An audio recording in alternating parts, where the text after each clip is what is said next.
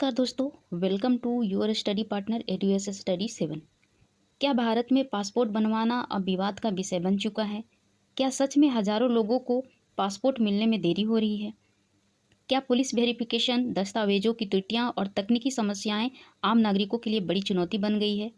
आज की इस वीडियो में हम जानेंगे कि भारत में पासपोर्ट विवाद आखिर है क्या, इसके प्रमुख कारण क्या हैं, सरकार ने कौन कौन से कदम उठाए हैं और परीक्षा की दृष्टि से कौन से तथ्य सबसे महत्वपूर्ण है।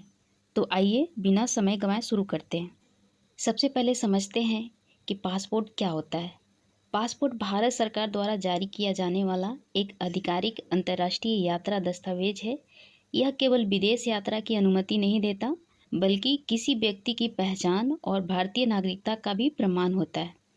विदेश में पढ़ाई, नौकरी, व्यापार, इलाज या पर्यटन, इन सभी के लिए पासपोर्ट आवश्यक होता है।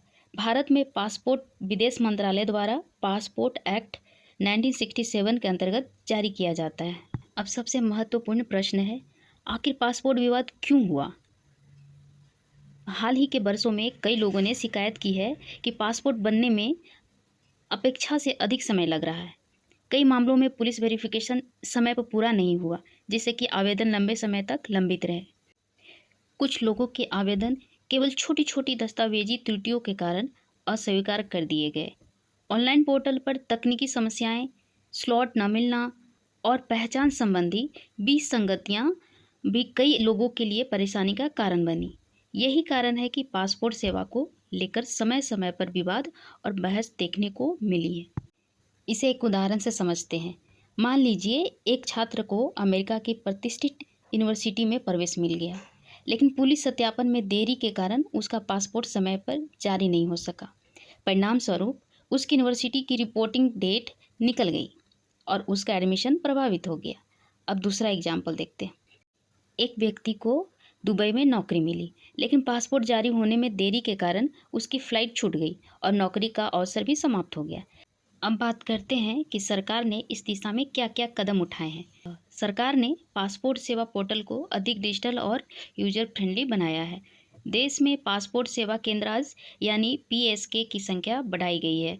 ऑनलाइन अपॉइंटमेंट और ट्रैकिंग सिस्टम को पहले से बेहतर बनाया गया है। साथ ही पुलिस वेरिफिकेशन की प्रक्रिया को भी डिजिटल और अधिक तेज बनाने का प्रयास किया गया है। इन सुधारों के उद्देश्य नागरिकों को समय पर और पारदर्शी सेवा उपलब्ध कराना है। अब जानते हैं परीक्षा के लिए सबसे महत्वपूर्ण तथ्य। याद रखिए, पासपोर्ट जारी करने वाला मंत्रालय है विदेश मंत्रालय, यानी मिनिस्ट्री ऑफ एक्सटर्नल अफेयर्स। इसके संबंधित कानून है पासपोर्ट एक्ट 1967 और पासपोर्ट सेवा प्रोग्राम का मुख्य उद्देश्य है नागरिकों को तेज, पारदर्शी और सुरक्षित पासपोर्ट सेवा उपलब्ध कराना। ये तथ्य UPSC, JPSC, BPSC, railway, SSC जैसे सभी परीक्षाओं के लिए सीधे सवाल पूछे जाते हैं। एक बार जल्दी से पूरा रिवीजन कर लेते हैं। पासपोर्ट क्या है? तो ये है सरकार द्वारा जारी आधिकारिक यात्रा दस्तावेज। नेक्स्ट, पासपोर्ट विवाद क्यों हुआ?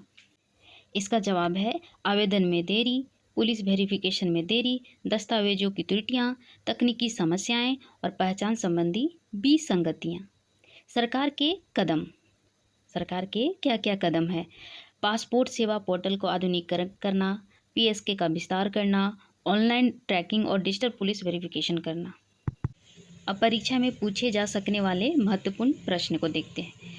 जैसे पासपोर्ट एक्ट किस वर्ष लागू हुआ? पासपोर्ट कौन सा मंत्रालय जारी करता है? पासपोर्ट सेवा प्रोग्राम का उद्देश्य क्या है? पुलिस वेरिफिकेशन का महत्व क्या है? अगर इन 4 प्रश्नों का उत्तर आपको याद है तो इस टॉपिक की तैयारी काफ़ी हद तक पूरी हो जाती है। अब निष्कर्ष देखते हैं। पासपोर्ट केवल विदेश यात्रा का दस्तावेज नहीं, बल्कि प्रत्येक नागरिक की पहचान और अधिकारों से जुड़ा एक महत्वपूर्ण दस्तावेज है। इसीलिए इसकी पूरी प्रक्रिया पारदर्शी, समयबद्ध और तकनीकी आधारित होना बेहद आवश्यक है।